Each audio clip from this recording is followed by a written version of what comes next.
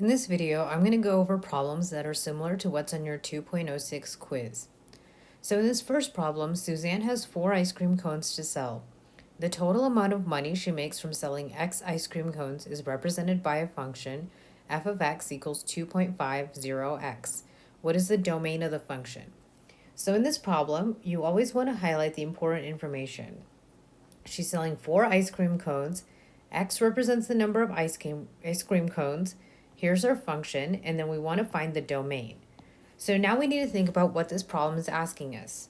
Domain, remember from our mnemonic, Dixie, is asking us for the input values. So domain is inputs. So if we look at this function, we know that x is the input. So that is the value of x, and in this problem, x represents the number of ice cream cones. So now we need to think about whether we have a discrete or continuous variable. So if we think about ice cream cones, you cannot sell half an ice cream cone or you cannot sell a partial ice cream cone. So that is why it is discrete. And remember, if our problem is discrete, you're going to need to use a list to write out all the possible values. So if she's selling 4 ice cream cones, okay, so if we imagine she's selling 4 ice cream cones, the least number of ice cream cones she can sell is 0, right? If she has a really bad day, she doesn't sell any, she can sell 0. The most she can sell is 4. So since we're going to list out all the values, we're just going to list out all of the numbers now that come between 0 and 4, because she can sell 1, 2, 3, or 4 ice cream cones. So in this problem, it says that Jennifer runs at least 3 miles a day, but not more than 5 miles a day. She runs at an average rate of 6.5 miles per hour. The amount of time it takes Jennifer to run m miles is represented by a function, t of m equals m over 6.5. What is the practical domain of the function? So she runs at least 3 miles, but not more than 5 miles. She runs at an average rate of 6.5 miles per hour. The amount of time it takes Jennifer to run m miles is represented by this function, and then what is the practical domain? So once again, we're talking about the domain. Okay, so domain, remember, is just the inputs. Okay, I know there's inputs and outputs in this function, but it's just asking us to look at the inputs. The inputs we can see from the equation is the value of m. M represents the number of miles. So let's think about whether this is discrete or continuous. We talk about miles, we have 2.5 miles or 3.5 miles. So we can talk about halves or partial miles. So that value is going to be continuous. So if it's continuous, we're going to use inequalities. So let's think about the values that are allowed. So how many miles will she run? So it says that she runs at least 3, but not more than 5. So if we think about this, the least number of miles she runs is 3. The most number of miles she runs is 5. We're talking about m, and since we need inequalities, we're going to write less than or equal to 3, or less than or equal, m is less than or equal to 5. So in this problem, John has 5 crayons at home and needs to buy more. A store sells crayons in packs of 24 and they have 4 packs in stock.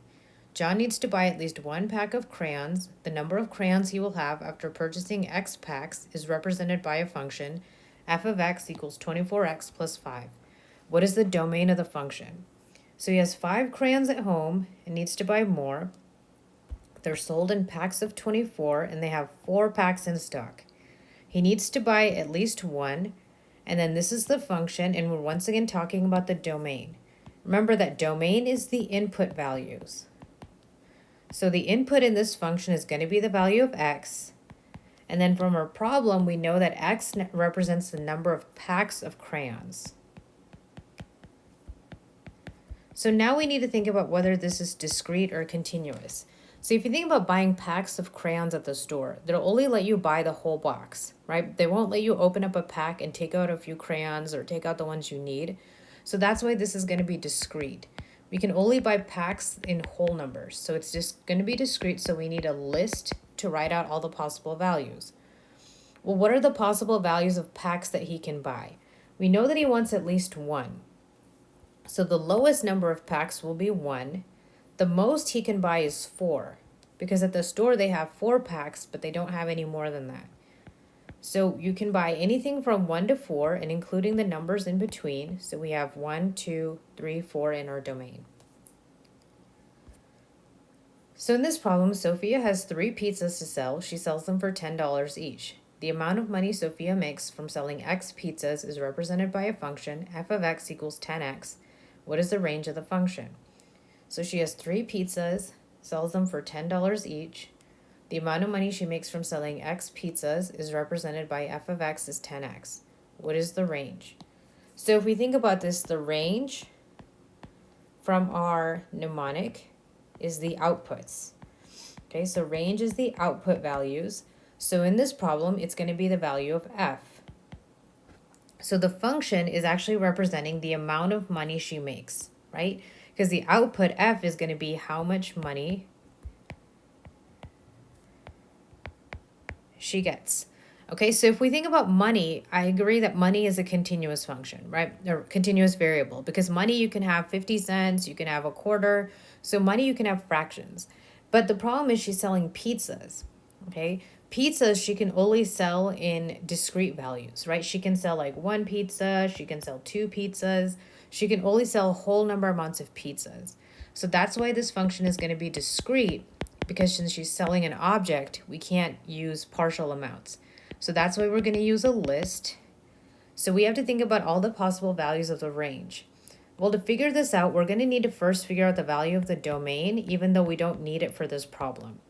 So when she's selling pizzas, she can sell no pizzas, or she can sell a maximum of 3, right? Because she only has 3 pizzas. So she can sell 0, 1, 2, or 3. So from these values, I can figure out the range.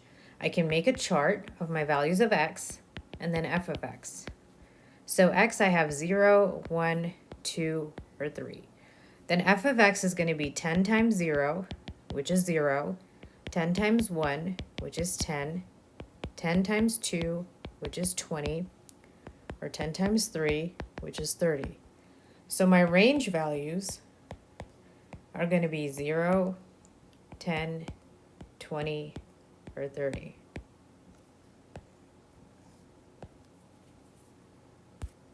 So in this problem, it says that Lucy earns at least $35, but not more than $87.50 working.